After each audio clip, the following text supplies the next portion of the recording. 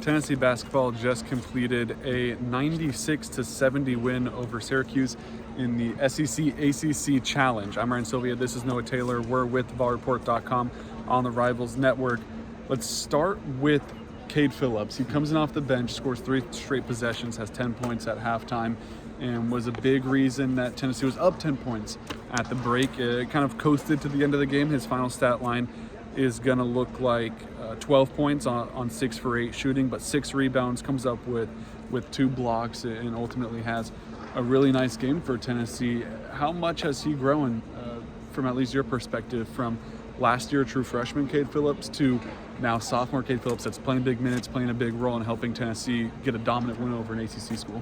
Yeah, I mean, we were in here, a month ago or a little bit more maybe for Media Day, and that was, one of the guys I talked to and did a story on how much of an emphasis he put on putting on weight, getting bigger, getting stronger, so he could play in games like this. He can make the impact that he did tonight. And, if you had any question marks, and certainly it's early in the season, this is the first of a really, key stretch, non-conference stretch for Tennessee through the month of December. But, if you had questions about what they were going to do with J.P. Estrella out, which is obviously still a big loss, but you get some answers tonight, I think. He played a massive role off the bench, like you mentioned. A big part of Tennessee's success in that first half. I mean, there were times where Syracuse, and you look at the final score, and this game was never really close in the second half, certainly. Yeah. But, there were times where Syracuse was hanging around in that first half. But, certainly Phillips was a big part of closing out, that half, the first half, to be up by 10. And then again, Syracuse doesn't really make an effort or really any chance at all to cut into that deficit in the second half. But yeah, Phillips, I think you get a little bit of a clearer picture of what that the bigs are going to look like with Estrella out here going forward the rest of the season, actually. And I think it's a big deal that he's playing at this level right now. I mean, you expected Felix Okpara to maybe carry a little bit bigger of a load, maybe have to deal with not getting into foul trouble, which he hasn't really had an issue with that this season, but that was something that he kind of had to battle with as a center in Big Ten play. And you knew you were going to have to rely on him. You knew you were going to have to rely on Igor Milicic to maybe step up as someone that can kind of fill into that center role in a kind of smaller ball type of lineup. But if you get Cade Phillips, who's similar to Igor, having to kind of step into maybe a bigger role in terms of literal size than he's used to, then it kind of solves a lot of the issues that maybe you were going to lose with J.P. Estrella out for the season. What's really carrying Tennessee right now, though, is the offensive play from Chaz Lanier. And it's about as quiet of a 26-point game as you can have, it feels like. Like, he has the 2 threes in a row, and that kind of was the spark, but it was just kind of throughout the game. He led the team in points at halftime with 11, finishes with, 15 then in the second half, and it was just kind of sporadic throughout things, but that's fine. And that's what you need from Chaz Lanier. Just how good is he playing right now? I think you described it perfectly. It was about as quiet of 26 points as you could get, because you're sitting there, and Tennessee, again, is up big in that second half, and they kind of set the tone right out of the gate. Igor hits that 3 to kind of get things started, and then next thing you know, Tennessee's up 20 in the first 4 minutes of the second half. And then, he hits Chaz hits those back-to-back 3s, and then you kind of like, well, let me check the score total now, their point total now, and there he is sitting at 26. But he's been massive for this team. That's what they brought him in here to do. We said it at the beginning of the year. I think everybody's kind of said it. He was brought in here to kind of make up for what you lost, the production you lost with Dalton Knecht going to the NBA. It wasn't fair to put a lot of pressure on him to be what Dalton Knecht was, but I think he's given you that and more. I mean, he's been very impressive in a game like this. That again, Tennessee was not really in doubt.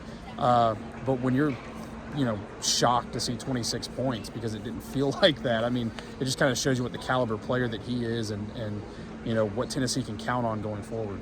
Yeah, outside of just even like the unfair Dalton Knecht expectations that were placed on him, he did come in with high expectations in his own right because of what he was able to do at North Florida.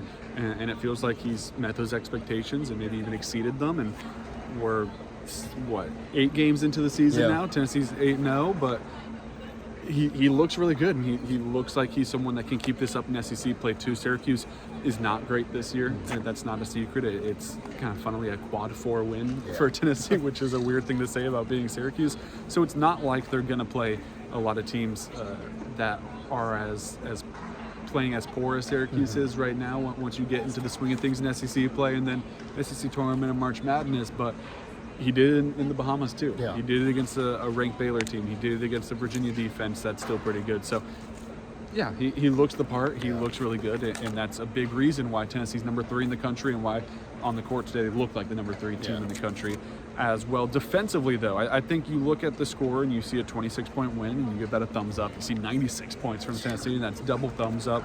They give up 70 points, and I cannot imagine that Rick Barnes is going to go to bed thrilled about that tonight because he's such a defensive-first guy.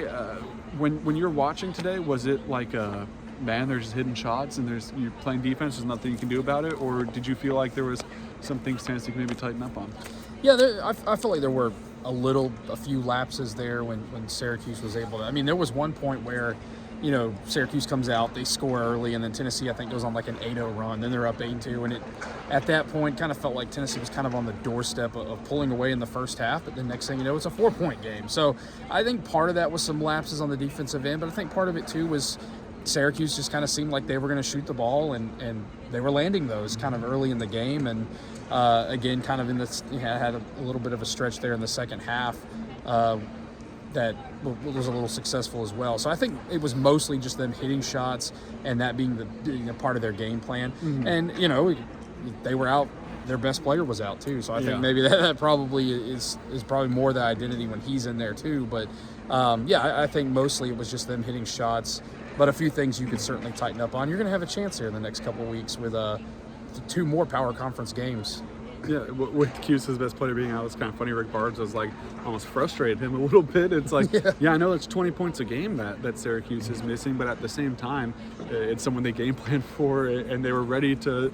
The whole kind of defensive game plan revolves around it, and all of a sudden, kind of last minute, that rug gets pulled out from under you, and you have to adjust. But I think it speaks to, once again, why Tennessee's so good, why they're number 1 in the net, why they're number 3 in the AP poll is they can win games like this. And that was why they were so good last year too, is because you had a Dalton Connect and you had pieces around him where the defense is going to travel, the defense is going to play well, but sometimes other teams are making shots like at Kentucky last year, and you're going to need to rely on your offense to make their own shots and be able to win it in kind of track meets like that as well.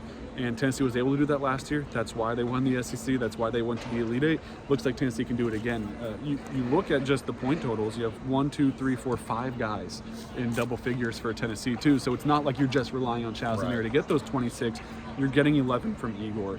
You're getting 14 from Zakai Ziegler, who also has 8 assists. You're getting 12 from Jordan Gainey, who scored, I think, 10 straight in that second half at one point. You get the 12 from Cade Phillips, like we talked about. And that's not to mention guys like Felix Okpara, who get up to 8 points, who can score at a decent level. Jemai Meshack had a couple he had a nice finish at the rim, and you don't expect him to get a lot of points, but he's a threat to some regard. Garland Stone Dubar as well, someone that didn't play a lot tonight, but he's able to come in and give you some quick buckets like he did over in the Bahamas as well. So they're balanced to like an appropriate regard. Like you still have your go-to guys, but overall it still feels like you can get it from different areas. And when both are clicking, you're going to win by 1,000,000. But even when just one's clicking, it looks like Tennessee's still going to be capable of winning, which at the end of the day will go a long way. But next up, a trip to New York to play Miami in the Jimmy V Classic, another ACC test for Tennessee, their 4th of the season. They passed all the other ones so far. We'll see if they can kind of sweep ACC play. I'm sure we'll see at the end of the year there's going to be some bottom feeder ACC team that gets like 1, 2, 3 wins, and there's going to be that tweet out there that's like, Tennessee actually won more ACC games than whoever that was by the end of the year. But we'll have to see how that plays out. But yeah, Tennessee keeps their ACC stretch alive. We'll be there in New York covering the Vols. Also, football season, of course, not over yet as Tennessee clinches a playoff spot. I think we can officially say that now. The bracket's not official, but there's just no way they're out of the frame. Right now, if it started, going to Ohio State. We'll see how that turns out after the conference games, conference championship games are played, and where Tennessee's placed after that. But looks like it could be a road trip for the Vols. We'll have you covered on that too. And then tomorrow, early signing day kicks off. We have everything you need on everyone that signs with Tennessee at VolReport.com. Lady Vols 2, Florida State's really everything right now, and we have you covered on everything at VolReport. Links to everything you need in the description. Thank you for watching.